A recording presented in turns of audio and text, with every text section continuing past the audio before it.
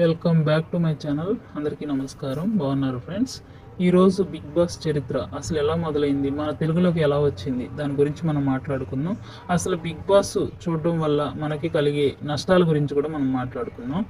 వీడియోని స్కిప్ చేయకుండా చివరి వరకు చూస్తేనే అర్థమవుతుంది. లైక్ చేయండి ఫ్రెండ్స్. బిగ్ బాస్ ఒక రియాలిటీ షో అని మనందరికీ తెలుసు. అయితే ఇది వాస్తవానికి ముందు ఈ ప్రదర్శన హిందీలో, కన్నడంలో, బెంగాలీలో, తమిళంలో స్టార్ట్ అయింది. తర్వాతే మన తెలుగులో మా టీవీలో స్టార్ట్ అయింది. సో ఈ వివిధ భాషల్లో దీన్ని ప్రదర్శిస్తారు. అయితే ఇది ఎలా, అసలు బిగ్ బాస్ అనే కాన్సెప్ట్ ఏంటంటే అందరికీ తెలిసిందే. హౌస్మేట్స్తో నివసించడం, అలాగే వాళ్ళల్లో ఒకళ్ళు మిగులుతారు, వారికి మాత్రమే బహుమతి రావడం జరుగుతుంది. ఎంతోమంది దీంట్లో విన్ అయ్యి బికారిగా ఉన్న వాళ్ళు ఇప్పుడు రిచెస్ట్ ప్లేస్లో ఉన్నారు. అది మనందరికీ తెలిసిన విషయమే. అయితే చూసేవారు చూస్తూనే ఉంటారు, దాంట్లో ఉన్నవారు మాత్రం ఎదుగుతారు సెలబ్రిటీస్గా. అది అందరికీ మనకు తెలిసిందే. Just kidding friends.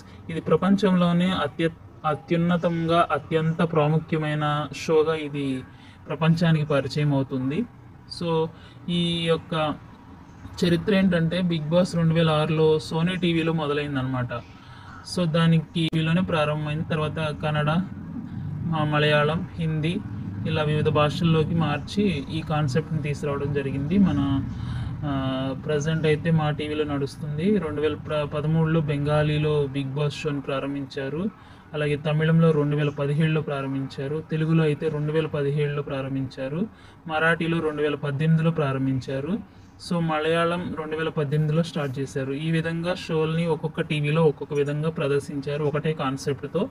కానీ చూసే వాళ్ళందరికీ కానీ క్యూరియాసిటీ ఉంటుంది, ఆడేవాళ్ళకి క్యూరియాసిటీ ఉంటుంది. దీనివల్ల మనకైతే ఎక్కువ ప్రయోజనం ఉండదు. పక్కింట్లో ఏం జరిగిందో తెలుసుకోవడమే మన పనిగా మనం బిగ్ బాస్ ఏమైందని ఎదురు చూస్తూ ఉంటాం. కాబట్టి బిగ్ బాస్ షో మనం చూడడం వల్ల మనకు వచ్చే ప్రయోజనం ఏమీ లేదు. కానీ చాలామంది దాన్ని చాలా సీరియస్గా చూస్తూ ఉంటారు, ఒక్కరోజు కూడా మిస్ అవ్వకుండా. కాబట్టి చూడడం వల్ల లాభమో నష్టమో మీరే తెలుసుకుని చూడండి. Thank you very much.